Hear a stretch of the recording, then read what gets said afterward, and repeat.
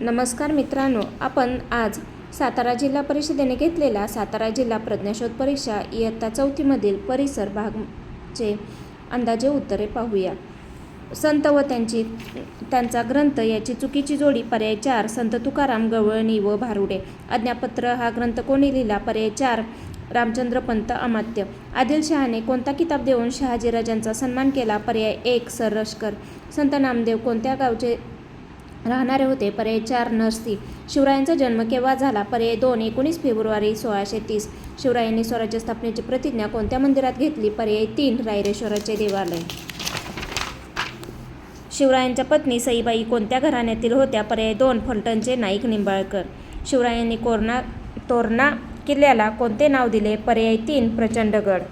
खालीलपैकी योग्य पर्याय कोणता? पर्याय 3 मुधोळचे घोरपडे. होता जीवा म्हणून वाचला शिवा ही म्हण कोणत्या प्रसंगावरून रूढ झाली? पर्याय 1 प्रतापगडावरील पराक्रम. शिवरायांनी कोणत्या शहरावर छापा घातला? पर्याय 3 सुरत. गड आला पण सिंह गेला, यातील सिंह कोण? पर्याय 2 तानाजी मालुसरे.